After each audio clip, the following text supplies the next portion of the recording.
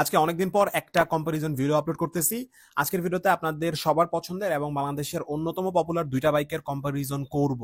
New Suzuki Gixxer এবং আরেকটা হচ্ছে Yamaha FZS FI version 3 deluxe edition. বাংলাদেশে 2,70,000 টাকার বাজেটে এই দুটা বাইকই কিন্তু খুবই ভালো।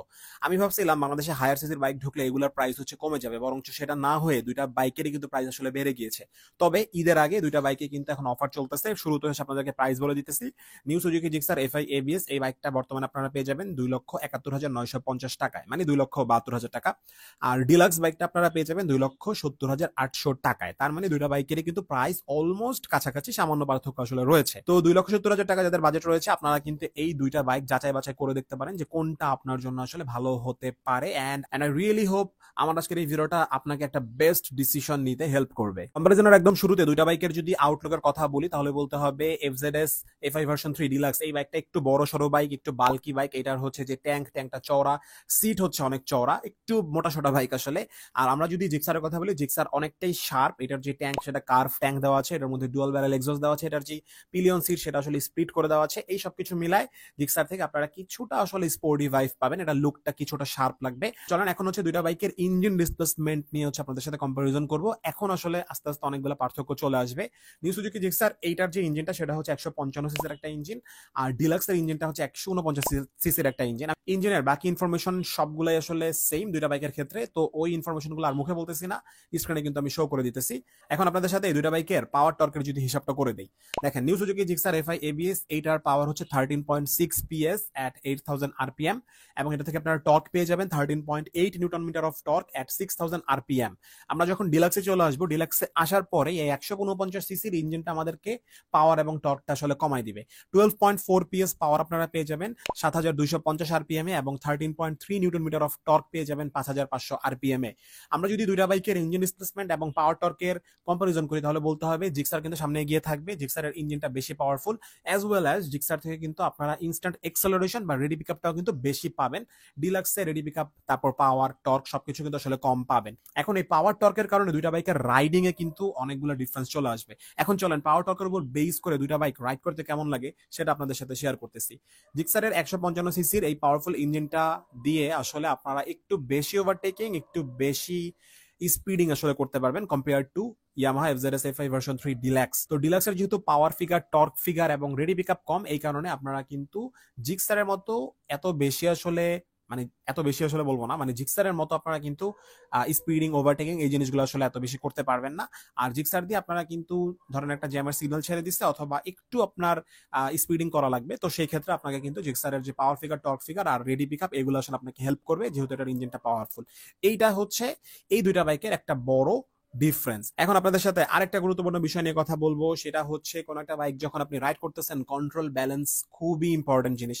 একটা বাইক ভালোভাবে কন্ট্রোল ব্যালেন্স করার জন্য আপনাকে টায়ার সেগমেন্ট, ব্রেক এই জিনিসগুলো কিন্তু অনেক বেশি হেল্প করবে। এখন যদি দুইটা বাইকের টায়ার নিয়ে যদি কম্পারিজন করতে যাই, কিছু আসলে বলার নাই, বিকজ দুইটা বাইকেই কিন্তু সামনে 100, পিছনে 140 সেকশনের এবং এমআরএফ এর টায়ার কিন্তু ব্যবহার করা হয়েছে। দুইটা বাইকের এই টায়ার সেগমেন্ট একদম সেম। দুইটা বাইকের টায়ার থেকে আউটপুট বা কন্ট্রোল ব্যালেন্স আসলে খুব সুন্দরভাবে করা যায়। ব্রেকের যদি কথা বলি তাহলে কিছুটা ডিফারেন্স আমরা আসলে দেখতে পাই। সুজুকি জিক্সারের সামনে যেই ডিস্কটা দেওয়া আছে সেটা হচ্ছে 260 মিলিমিটারের একটা ডিস্ক, এবং পিছনে দেওয়া আছে 240 মিলিমিটারের একটা ডিস্ক। আর আমরা যদি ডিলাক্সে দেখি তাহলে ডিলাক্সের সামনে যে ডিস্কটা সেটা বড়, 282 মিলিমিটারের একটা ডিস্ক ব্রেক, এবং পিছনে ছোট ডিস্ক দেওয়া আছে, 220 মিলিমিটারের ডিস্ক ব্রেক দেওয়া আছে। এখন বিষয়টা হচ্ছে দুইটা বাইকে কিন্তু আপনারা পেয়ে যাচ্ছেন সিঙ্গেল চ্যানেল এবিএস। এখন ব্রেকের উপর বেস করে দুইটা বাইক রাইড করার ক্ষেত্রে কেমন লাগে সেটা আপনাদেরকে বলে দিতেছি। দুইটা বাইকে যখন আমি আসলে রাইড করছি প্রতিবারে আমি ফিল করছি দুইটা বাইকের ব্রেকিং অলমোস্ট কাছাকাছি। বাংলা একটা প্রবাদ আছে 19-20, মানে হচ্ছে কি সামান্য পার্থক্য। তো দুইটা বাইকের ব্রেকিং সামান্য পার্থক্য আসলে বোঝা যায়, একদমই সামান্য। অ্যাজ ওয়েল অ্যাজ দুইটা বাইকে আসলে যখন ইঞ্জিন ব্রেক করে দেখছি যে বাইক আসলে থেমে যাইতেছে। সো আমার কাছে মনে হয়েছে যে দুইটা বাইকেরই ব্রেকিং ভালো। এখন আপনাদের সাথে বাইক রাইডিং এর ক্ষেত্রে আরেকটা গুরুত্বপূর্ণ বিষয় শেয়ার করব, সেটা হচ্ছে সিটিং পজিশন। আপনি যখন একটা বাইক রাইড করবেন, সিটিং পজিশন যে কতটা ইম্পর্টেন্ট আপনি এই ডিফারেন্সটা তখন বুঝতে পারবেন যখন আপনি খুবই কমফোর্টেবল একটা বাইক রাইড করবেন, অ্যাজ ওয়েল অ্যাজ আপনি একদমই মানে কমফোর্টেবল না এমন একটা বাইক আসলে রাইড করবেন।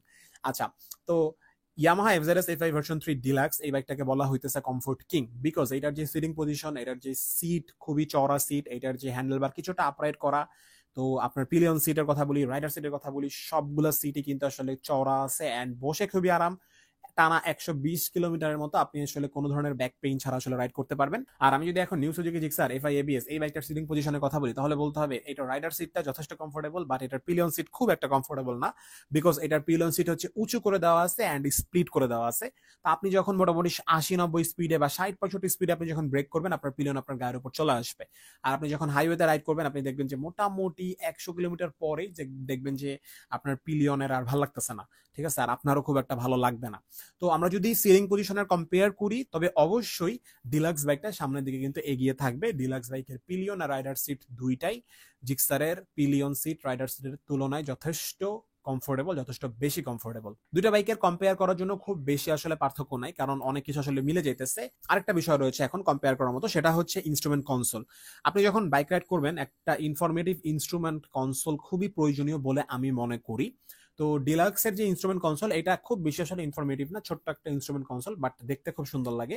এটার মধ্যে কোনো ধরনের গিয়ার ইন্ডিকেটর আপনারা আসলে পাবেন না। আর আমরা যদি জিক্সারের দিকে চলে আসি, তাহলে জিক্সারে আসলে গিয়ার ইন্ডিকেটর পাবেন, তারপর একটু বড় স্পিডোমিটারটা বা ইনস্ট্রুমেন্ট কনসোলটা।